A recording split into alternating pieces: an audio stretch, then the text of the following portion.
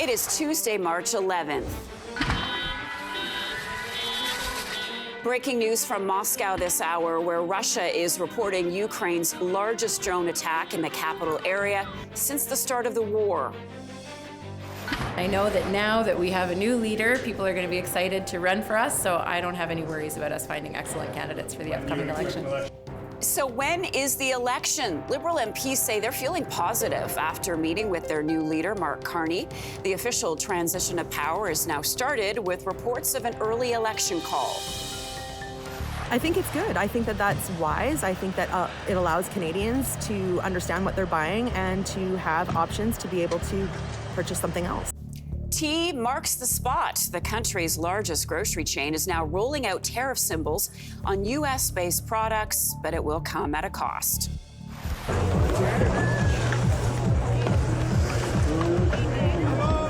In BC, Kicking Horse Mountain Resort will open today, but one gondola is still offline as engineers try to figure out how one of the carriers fell with a crowd of skiers inside.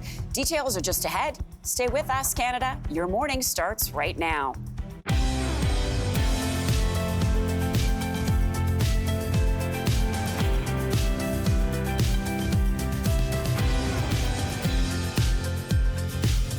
Welcome to your morning.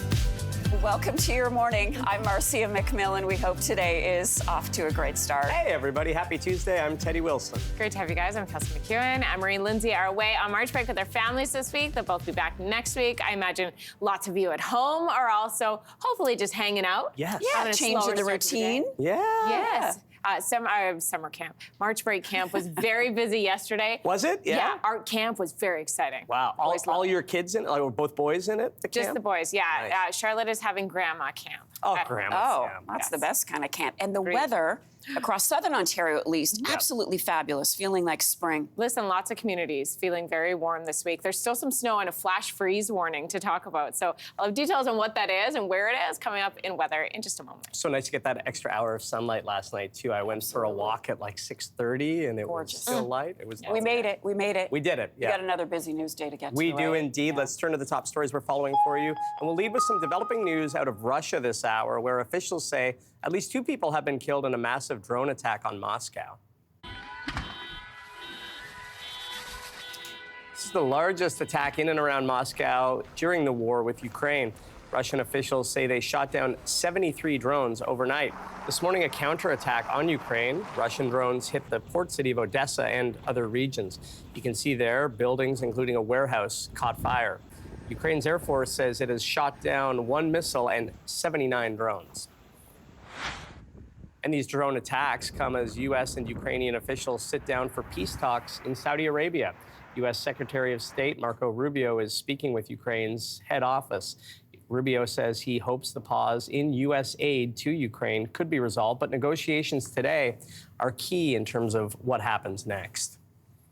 Now, here at home, the transition of power between Prime Minister Justin Trudeau and new Liberal leader Mark Carney has begun with a meeting between the two. There is tremendous energy in the Liberal caucus. As you saw last evening, this is a united party with full of energy to serve Canadians. Carney speaking with reporters there and with Liberal members of Parliament promising a seamless and quick transition.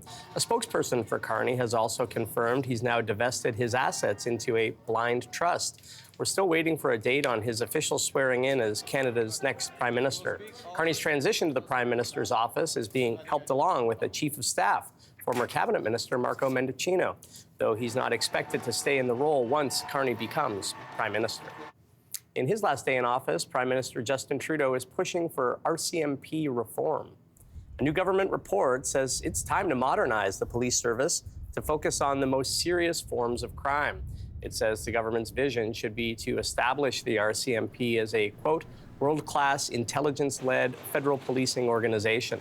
There are 4 key recommendations, including asking the RCMP to focus on the most serious crimes affecting Canada, working with territorial leaders and Indigenous partners to define a new policing model.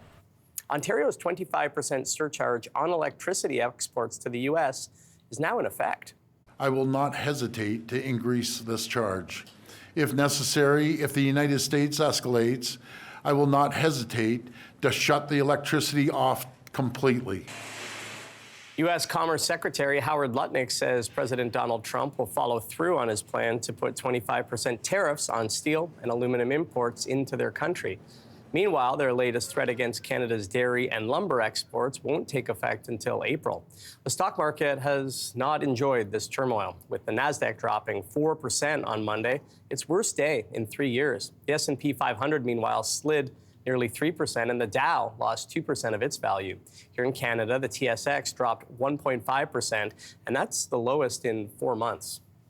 So if you shop at Loblaws for your groceries, you may notice another symbol, and it could hurt your wallet. Now that we're choosing to register our protest with the Americans by buying Canadian, it means that we've now chosen to take on a higher priced, lower quality product. And that can only last a couple of credit card cycles before you realize, I can't afford this. Loblaws is adding a tariff symbol to products. It will be a letter T inside a white triangle over a gray box. This will show customers which products are sourced from the United States. It will also mean higher prices. Loblaws says tariffs will affect prices within a week or two for some items like fresh produce. Maple leaf symbols will be added to products as well, prepared in Canada with domestic and or imported ingredients. So if a package says product of Canada or made in Canada, then more of the product is domestic. To out west now, Kicking Horse Mountain Resort in BC is operating with reduced lift tickets today after a gondola fell off its line and crashed to the ground.